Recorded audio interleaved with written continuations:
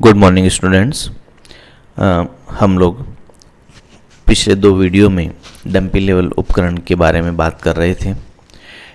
उन दो वीडियो में मैंने लेवलिंग के मेन इंस्ट्रूमेंट्स कौन कौन से हैं, किस तरह से ये काम करते हैं, डंपी लेवल उपकरण किस प्रकार बना हुआ है, कौन कौन से इसके पार्ट्स हैं और इसके मेन इम्पोर्टेंट पॉइंट कौन कौन से हैं, उस पर चर्चा की थी। साथ ही हमने तलेक्षण मापी दंड या लेवलिंग स्टाफ पर किस तरह से पाठ्यांक पढ़े जाते हैं उस पर हमने बात की थी। आज हम अपने इस टॉपिक में बात करेंगे फील्ड बुक के बारे में। जब हम एक्चुअल में सर्वे करते हैं और सर्वे करने के बाद जो रीडिंग हम पढ़ते हैं उस रीडिंग को किस तरह से फील्ड बुक में लिखा जाता है और किस तरह की फील्ड बुक होती है उस पर हम बात करने जा रहे हैं। आज की जो हमारी डंपी लेवल सर्वे की फील्ड बुक है वो rise and fall level field book कहलाती है, अर्थात उत्थान पतन लेवल क्षेत्र पुस्तिका कहलाती है। Rise and fall level field book क्या होती है, कैसे बनाई जाती हैं, किस तरह से इसके ऊपर हम अपने पाठ्यांकों को लिखते हैं और कैलकुलेशन करते हैं, इस पर हम बात करेंगे।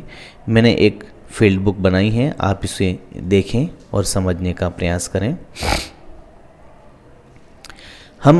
आप ये देखेंगे, सबसे पहले मैंने लिखा है सीरियल नंबर, फिर मैंने लिखा है स्टेशन। इसमें आप ध्यान दें, ये स्टेशन जो लिखा हुआ है सेकेंड कॉलम, इसका मतलब है यहाँ पर आपने अपना उपकरण स्थापित किया है और इस फील्ड बुक में हमने 2 स्टेशनों से मान पढ़े हैं। ठीक है, इसके बाद हमने लिखा है स्टाफ स्टेशन, अर्थात तलेक्षण मापी दंड जहाँ खड़ा रखा गया है वो स्टेशन। इसमें 9 स्टेशन हमने रखे हैं, ए से लेकर के आई तक। इन ए से आई तक के सभी स्टेशन में हमने 4 मीटर का डिस्टेंस रखा है। उसके बाद हमने पढ़ी है स्टाफ रीडिंग, अर्थात दंड पाठ्यांक। इस दंड पाठ्यांक में आप देखेंगे मैंने 3 कॉलम बनाए हैं, BS, IS और FS। आप देखें, ये स्टेशन A पहला यंत्र स्टेशन है जहाँ से हमने A, B, C, D और E 5 दंड स्टेशन के पाठ्यांक पढ़े हैं। अब यहाँ पर आपको ध्यान देना है, A से जो पहला पाठ्यांक पढ़ा गया उसे हमने BS में लिखा है। ठीक है, तो जो किसी यंत्र स्टेशन से पहला पाठ्यांक पढ़ा जाता है वो BS अर्थात पश्च दृष्टि पाठ्यांक कहलाता है। इसके बाद हमने B, C, D और E इन पाठ्यांकों को IS वाले कॉलम में लिखा है, अर्थात ये जो 4 पाठ्यांक हैं ये मध्यवर्ती पाठ्यांक कहलाते हैं। शॉर्ट में हम इन्हें IS कहते हैं।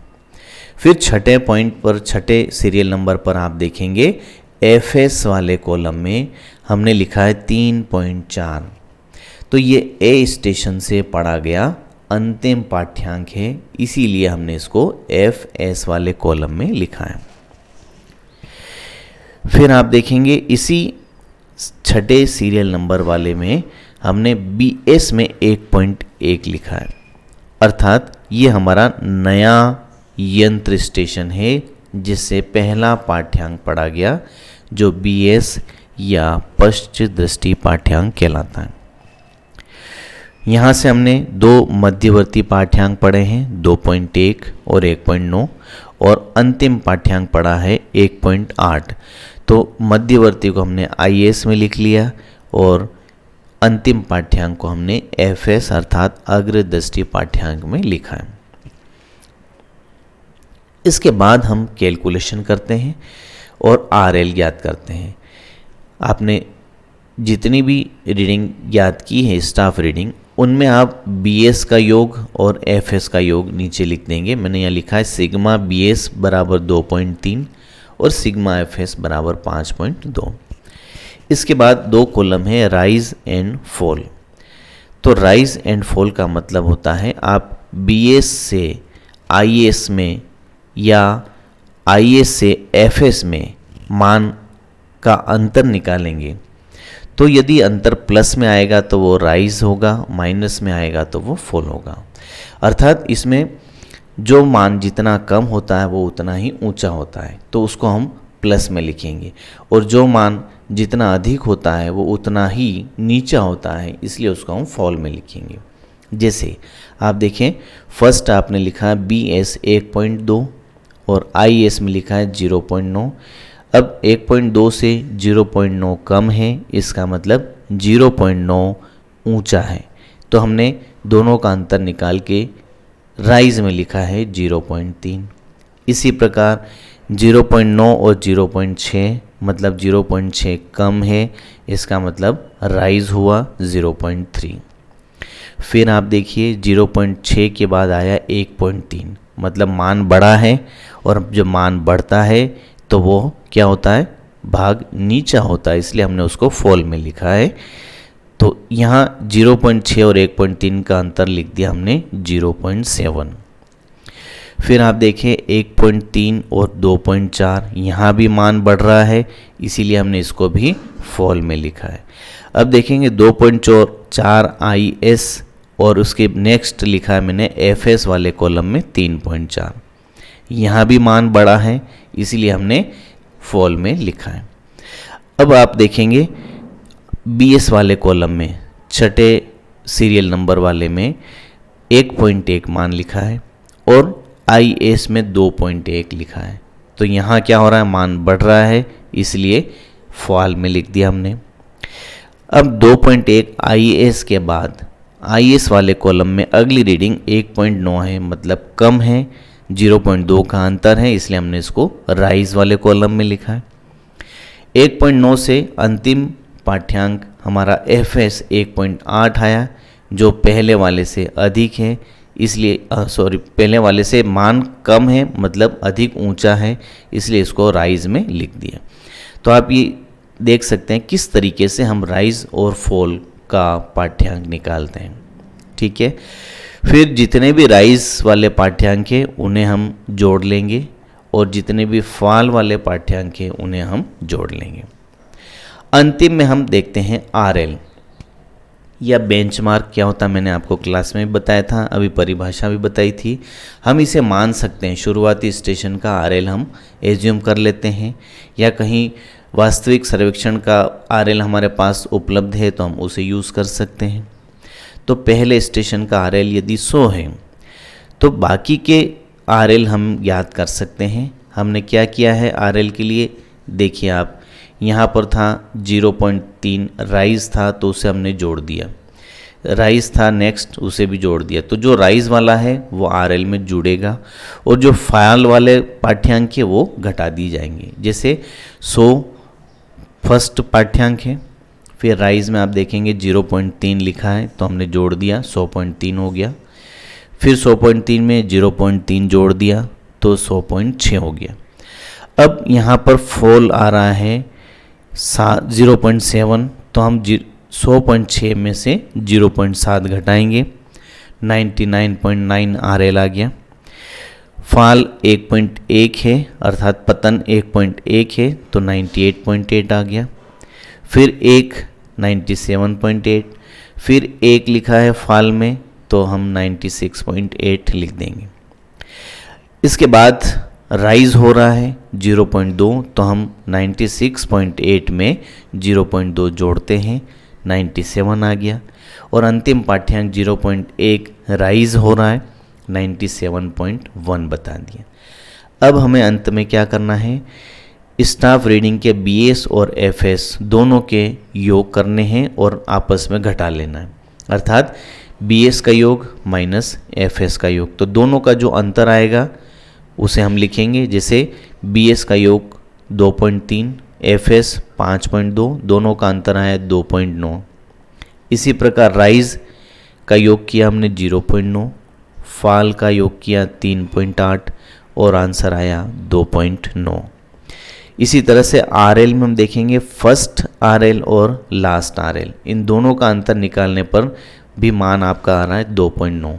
तो ये होता है कैलकुलेशन किस तरह से चेक की जाती है, ये वाली बात है।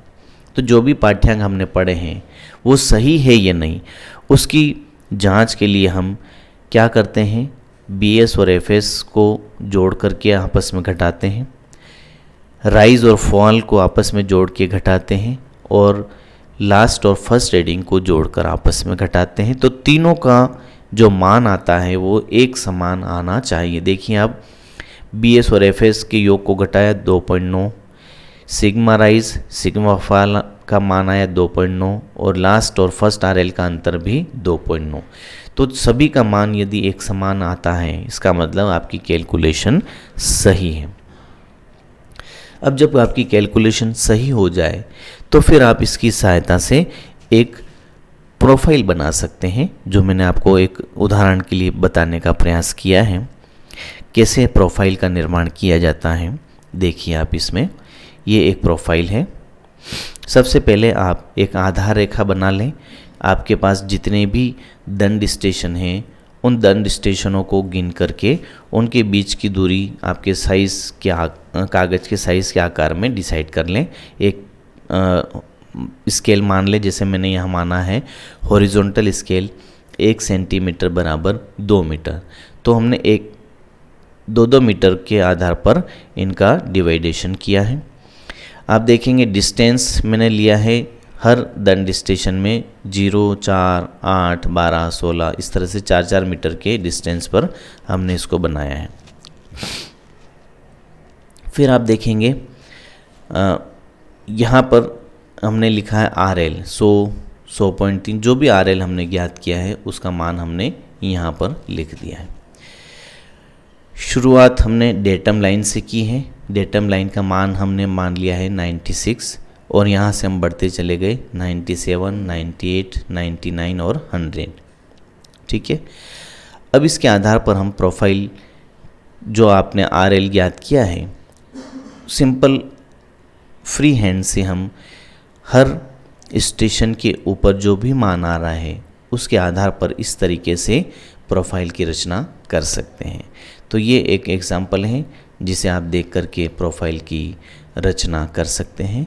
तो ये है हमारा डंपी लेवल सर्वेक्षण, जिसमें हमने राइज एंड फॉल मेथड की सहायता से फील्ड बुक तैयार की और प्रोफाइल की रचना की। इसी तरह का एक एग्जाम्पल और मैंने दिया है, जो आप स्वयं अपने घर पे अपनी प्रैक्टिस करें, और कोई इसमें समस्या आती हो तो आप मुझसे संपर्क करें। ये मैं आपको PDF भी आपके ग्रुप में सेंड कर दूंगा, ताकि आपको सहूलियत रहेगी, आपको सीखने में सहायता मिलेगी। इस टॉपिक को मैं यहाँ समाप्त करता हूँ, और अगले वीडियो में हम हॉरिजॉन्टल एंगल वाली फील्ड बुक पर बात करेंगे। तब तक के लिए धन्यवाद।